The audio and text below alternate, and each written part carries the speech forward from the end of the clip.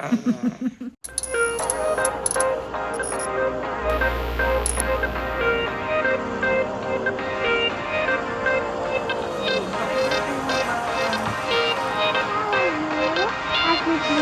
is dirty pa! Mama is dirty! Mama is dirty!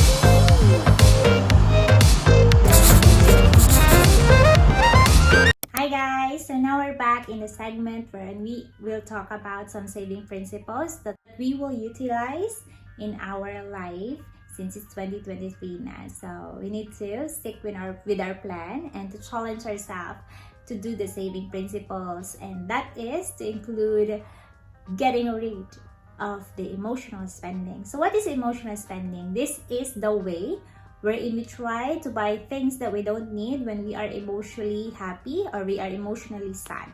So those things, whether sad or happy ikaw, you tend to buy mga bagay na hindi mo naman kailangan, kumbaga.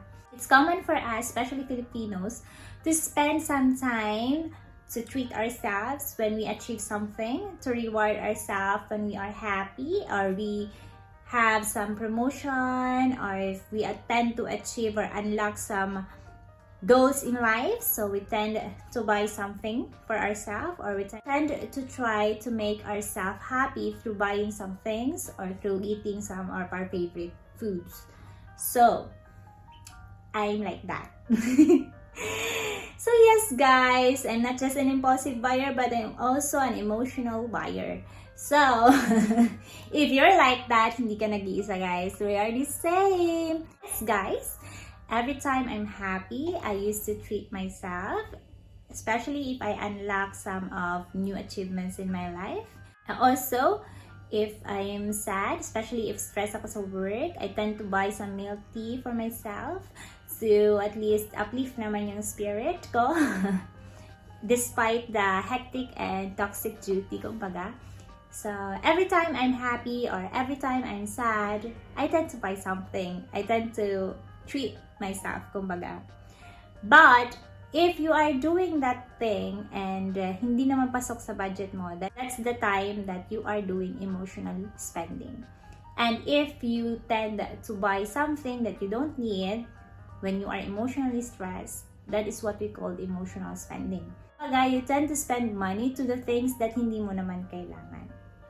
So, ibig sabihin, you are an emotional buyer.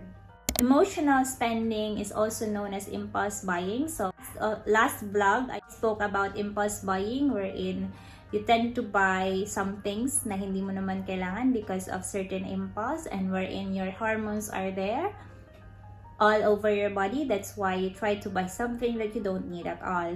So, emotional spending, on the other hand, is also the same with this impulse buying because of your emotions that are so high or down, you tend to buy something na hindi mo naman kailangan. And if you are like that, you're an emotional buyer, kumbaga. You are known as an emotional buyer. And like me, I agree, I'm an emotional buyer. Di lang impulse buyer, but also an emotional buyer, kumbaga. There are common reasons on why we tend to be an emotional buyer. First reason is jealousy. Nagsiselos ka. For example, your colleagues has a new phone and you feel naman na afford mo naman mag-buy ng new phone even if you don't need it. So you tend to buy new phone kasi nagsiselos ka that he or she has a new phone. So that's the one way that you are becoming an emotional spender. So how to cope with jealousy over your peers? Then you try to be grateful through saying or expressing your heartfelt gratitude to God through prayers, or also you can put in your journal the things that you are grateful for. Instead of having this jealousy feeling towards your peers or towards someone, then you stop, pause for a while, breathe in, breathe out, and try to be grateful. Next thing that can trigger us for being an emotional spender is through guilt. Nagigilty tayo sa sarili natin. For example, you failed for an exam, then, syempre, nalulugmok ka. And I know and I understand that even if nag-fail tayo for the exam, we need to get rid of this emotional stress that we are feeling. And that is to get rid of buying or seeing things that will make us happy. treats. It's essential to put in our mind that little treats man lang, to give it to ourselves, to reward to ourselves, or to ease the pain that we are having or the guilt that we are feeling. It's not a solution to buy something new. Kumbaga, it will never be the solution for that. But instead, to solve that guilty feeling that you will be having or you have in yourself, try to improve more. Kumbaga, if you have that feeling of guilt because you did not pass the exam, then you study harder. Kung you study hard lang that time, you study harder, kumbaga. Next reason would be you become sad. So, sad ka sa life mo. But if you will try to counter it out through being proactive in life, to have the positivity in life, be optimistic in everything that you do, then you can get rid of being an emotional buyer. So I know it would be hard because being sad, it's always be an impulse and it's always be there in your life, but try to get rid of it by making yourself proactive and making yourself optimistic in everything you do. We have these reasons why we are becoming emotional spender. And these reasons include being guilty of ourselves, being jealous to everyone or to anyone, or also becoming sad. So those are the reasons why we become an emotional spender.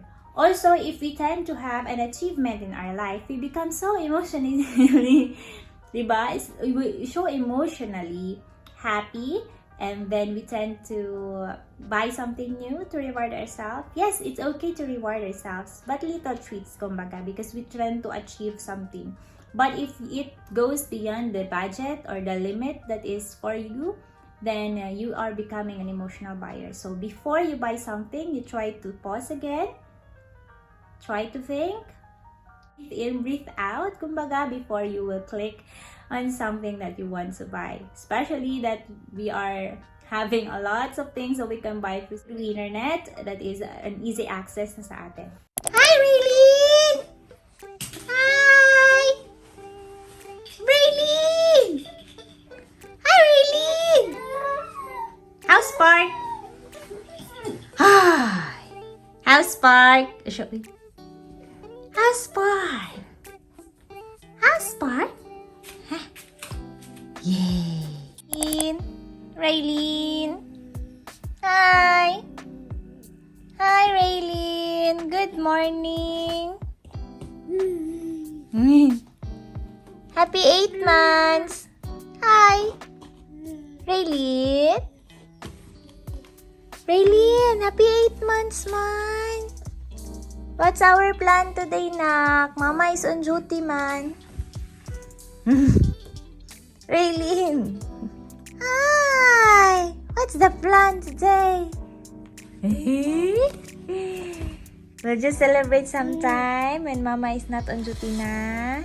Is that okay with you? That's okay with you? That is okay with you na?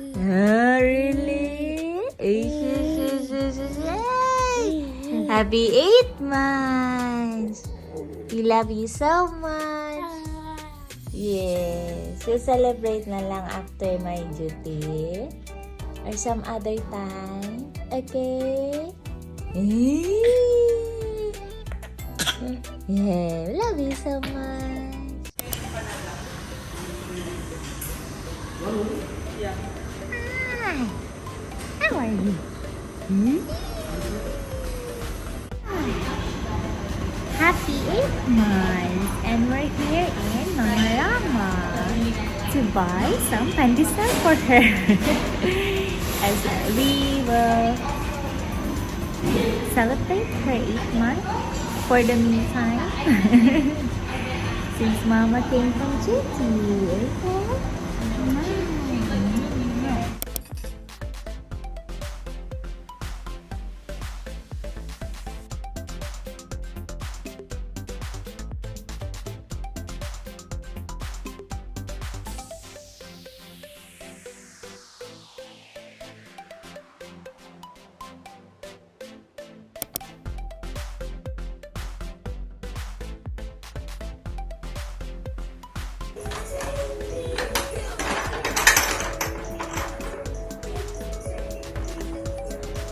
Wow! Happy New baby! Are you happy?